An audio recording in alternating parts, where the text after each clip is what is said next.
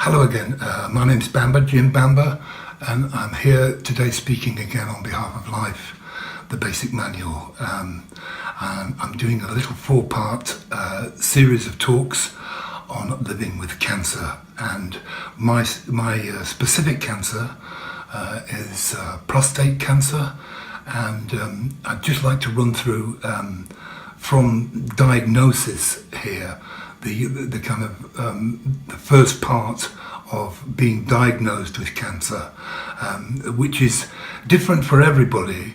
In the first part of these talks, I was strongly suggesting that all men over the age of 40 or under, go to their GPs and have a simple blood test, because what that will do is prevent you from what happened to me.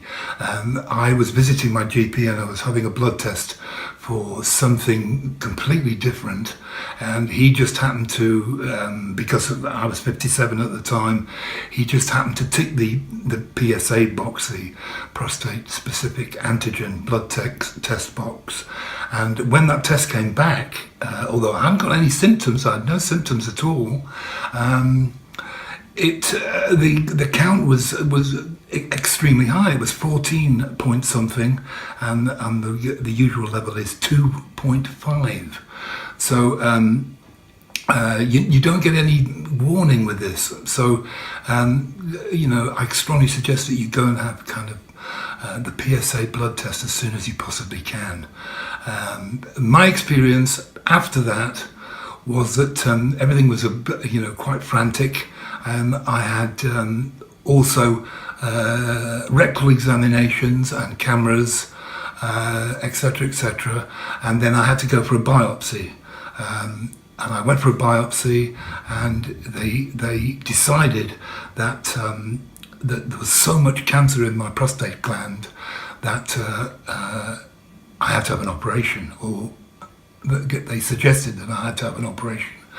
And I think it's important here to register the fact that when people are diagnosed with prostate cancer, there are all kinds of treatments for it, depending on how late on you are with the count, with the biopsy. You can have chemotherapy, for example, which I didn't have. You can also have radiation therapy, which I didn't have. And nowadays you can also have pellets, chemical pellets inserted in your prostate gland, which can do away with the cancer. There are people researching all kinds of genetic cures, and there are people researching all kind of drug and medication cures. But for me, because it was so advanced, I went straight ahead, and it was suggested to me that I went straight into hospital and had a radical pre-pubic prostatectomy, which means, for those of you who don't know about the prostate gland, it's a gland just behind your pubis, in between the penis and the rectum, and it's part of your sexual reproductive health, you men. It's about the size of a walnut, and mine was absolutely packed full of it. And it was suggested that I had it taken out, which is a major operation. I now have a scar about 10 inches long from my tummy button down to my pubic area.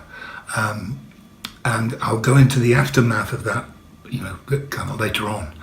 A bit further down the line, because they didn't get, because the prostate gland was so full of cancer and they didn't get it all, my surgeon did say that he tried his level best to get it all, but couldn't. It travelled down, it metastasized, that's a word, very difficult word for somebody with no teeth to say. Metastatic, I believe this word is kind of easier. It means that the cancer's moving around, and it moved round down into my left testicle. And since then, I've had to, and this is a mouthful too, I've had a non-simultaneous bilateral orchidectomy, which put into layman's terms means that I've had both my testicles removed but not at the same time.